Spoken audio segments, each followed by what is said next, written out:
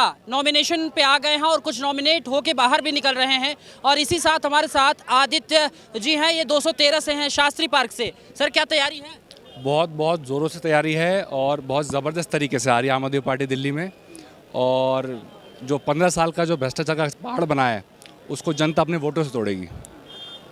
लोग तो कह रहे हैं बीजेपी वाले की बड़ा विकास किए हैं, उस विकास को आप कैसे देख रहे हैं? बीजेपी वाले ने बड़ा विकास किया है, फ्री बिजली, फ्री पानी, जनता की जेब को हल्का कर रहे हैं, तो विकास तो हुआ ही, और क्या हुआ फिर।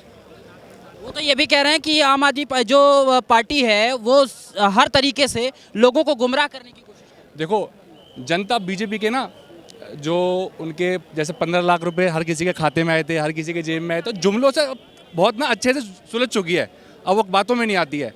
जनता ने मन बना रखा है और चुप बैठी है। 1 साल बीजेपी ने चुनाव को रद्द करने की कोशिश करी, आगे करने की कोशिश करी, पर कहते हैं ना ऊपर वाले घर है, देर है अंधेर नहीं। चुनाव होंगे और जनता अपने वोटों के इस पहाड़ को तोड़ेगी अपने वोटों से, और प्रचंड रूप से दिल्ली में आम आदमी पार्टी की सरकार बन रही है। क्या विजन है? आप अपने वार्ड की अगर बात करें तो 213 में क्या क्या खामियां आपको वार्ड में सबसे बड़ी जो समस्या है वो गंदगी की, नालियों की। इतनी गंदगी है, छोटे छोटे बच्चे बीमार पड़ रहे हैं। इतनी पीने का पानी में इतनी समस्या आ रही है क्योंकि गंदगी इतनी है, नालियाँ टूटी हुई हैं, सड़कें टूटी हुई हैं। लेंटर माफिया, जो बेचारा गरीब आदमी साल भर की अपनी पूरे जीवन की पूंजी जोड़ के 50 गज का 60 गज का मकान बनाने चलता है, ये आ जाता है लेंटर माफिया, बीजेपी क्या कि जी पैसे दो। तो अब इसको बिल्कुल साफ कर देना है जड़ से एकदम। तो आम आदमी पार्टी एक प्रचंड रूप से आ रही है। क्या लग रहा है आपको? आप युवा हैं, युवाओं को कैसे अपनी तरफ आकर्षित करेंगे? देखो, युवाओं, शिक्षित युवाओं को राजनीति में आना पड़ेगा। अब इस देश को पढ़े लिखे लोगों की ज़रूरत है। राजनीति के चले गए, अब नया युवा आएगा।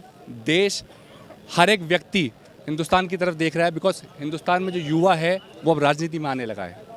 राजनीति बदल रही है, समय बदल चुका है।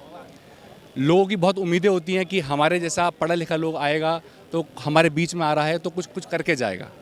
नेता आते हैं, बड़े बड़े भाषण करके चले जाते हैं, बट एक युवा जब आता है उसमें इतनी ऊर्जा है लोगों के लिए काम करने की, वैसा व्यक्ति हर एक अपना मतदाता चाहता है। तो मैं बहुत ही सौभाग्यशाली मानता हूँ अपने आप को कि मुझे मेरी पार्टी ने ये मेरे ऊपर, मेरे कंधों पे एक जिम्मेदारी दी है और इसको प्रचंड रूप से जिम्मेदारी से खरा उतरूंगा इस पर। आपको क्या लग रहा है कि आपके सामने प्रतिद्वंदी के तौर पे आपको टक्कर कौन दे रहा है? देखो, मैं तो मानता हूँ कोई है ही नहीं, क्योंकि इतने मुद्दों की कोई बात नहीं कर रहा है। सब चुनावी बिगुल बजा रहे हैं, लोगों से कोई जुड़ नहीं रहा है।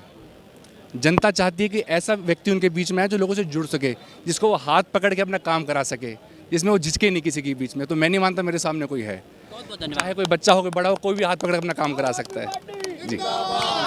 तो देखिए, अब समय बताएगा कि क्या होता है कि पार्टी के आधार पे इनको वोट मिलता है, युवाओं के आधार पे वोट मिलता है, और जिस तरीके से ये वायदे कर रहे हैं जनता इन पे विश्वास कितना कर पाती है, तो आने वाला वक्त बताएगा। कैमरा सहयोगी सोमनाथ सिंह के साथ Ashish Tiwari, the Front News, New Delhi.